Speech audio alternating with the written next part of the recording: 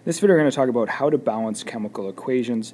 This is a quick and easy method that will work for any chemical. So here's the equation we're going to work with. The first thing I'm going to do is I'm going to draw a line that divides the reactant side of the equation from the product side of the equation. So I'm just going to put a line right down the middle. And I'm going to list all the different elements that are on each side of the equation. They're going to be the same elements, but I'm just going to list them. We have iron, that's Fe, sulfur, this is oxygen, we have potassium, another oxygen, which we'll just group with this oxygen, and hydrogen. So I'm going to list those elements.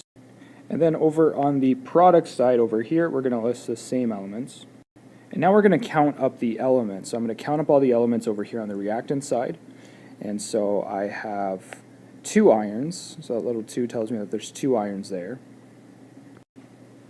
And so put a 2 there. If I count up the sulfurs, I have 1 here inside the brackets, but I'm multiplying everything inside these brackets by 3. So I actually have 1 times 3. So I have 3 sulfur. And then we have just 1 potassium. So there's the K is potassium. We have 1 hydrogen all by itself there. And then the last thing to count here is the oxygen. So there's 4 oxygen inside these brackets. We're multiplying that by 3, so there's really 12 oxygen here. Plus that 1 is 13 oxygens. Now let's count up the other side. So we have just the 1 iron here. We have 2 potassium. So here's our K with the 2 next to it. So it's 2 potassiums. We just have 1 sulfur. There's sulfur, just 1 of them. We have 3 hydrogens, so here's the 1 hydrogen inside the brackets, and we're multiplying that by 3, so there's 3 hydrogens. And then finally we have 3 oxygens over here, so 1 oxygen times 3, plus these 4 oxygens over here, so that's 7 oxygens.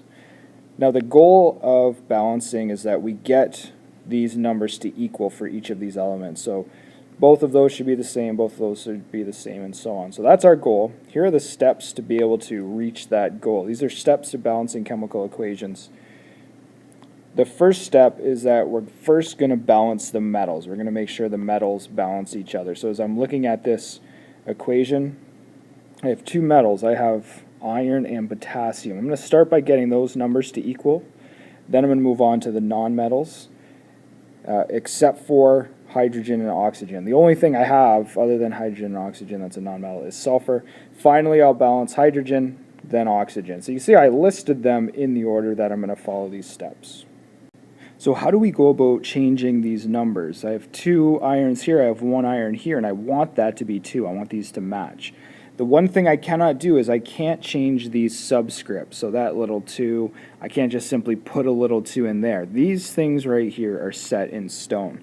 What I can do is I can change the coefficients, and that's numbers in front of these chemical compounds. So right here, there's nothing there, but since there's nothing there, we just assume a 1 is there in front of each of these. So I just have 1 of each of those molecules. Now in reality, that's not what it would look like. We got to change these amounts of each of these molecules, or these compounds I should say, because we want these numbers to all balance each other. So here's the first thing I'm going to do.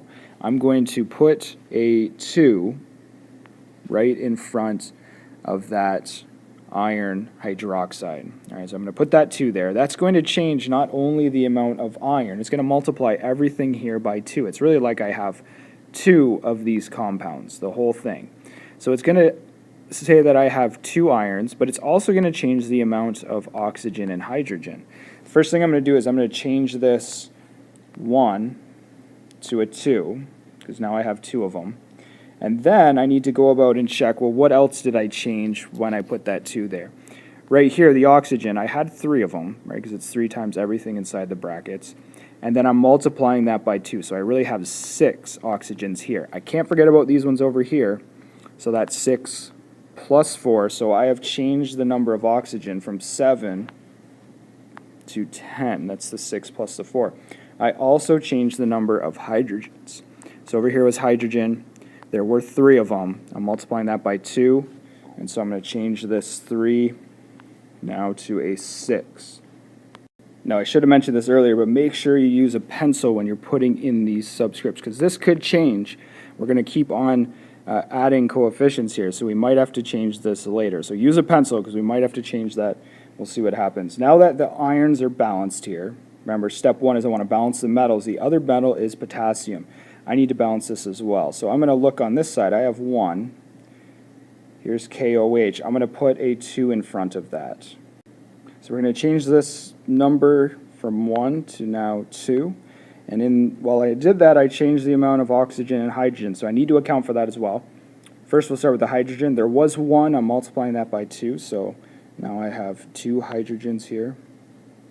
And I also changed the amount of oxygen. There used to just be 1 oxygen here. I multiplied that by 2. So there's 2 oxygens here in this area.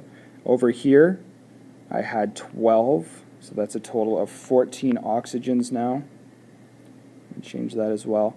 Now I can double check my metals. Metals are balanced. Now I can move on to the non-metals, except for hydrogen and oxygen. I'm going to leave those till the end. So now we're at the sulfur.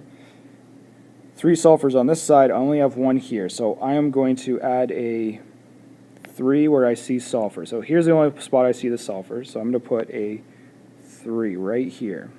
Now it's going to triple all of this stuff in here. So there's only 1 sulfur in the compound, but I'm multiplying that by 3. So I'm going to change this from 1 to 3, but I've also changed a lot of other things here, so I want to check what I did. There were just 2 potassiums here, but I've multiplied that by 3. Now I'm at 6 potassiums on this side. Looks like we're throwing things off from what we just did. It looks counterproductive, but it's not. Hang on, we're going to get there. And I've changed the oxygen as well. There used to be 4 oxygens right here. Multiplying that by 3, so that's 12.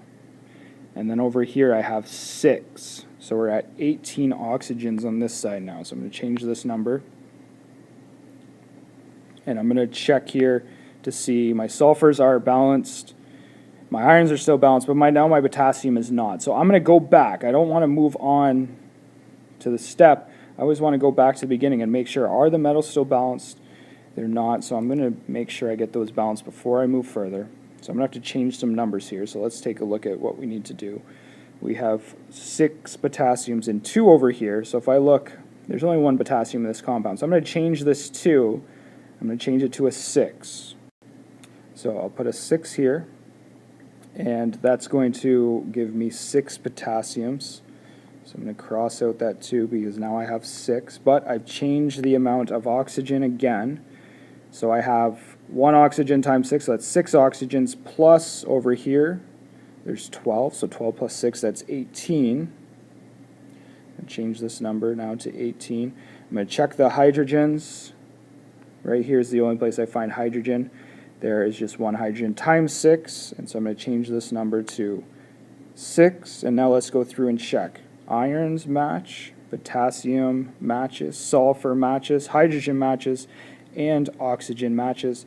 This is our completed balanced chemical equation. So I just had to add a 6 there, a 3 there, and a 2 there. If you follow these steps, the beauty of these 3 steps is that generally, just like what happened here, the hydrogen and oxygen just simply balance themselves. That happens a lot of times when you follow these steps.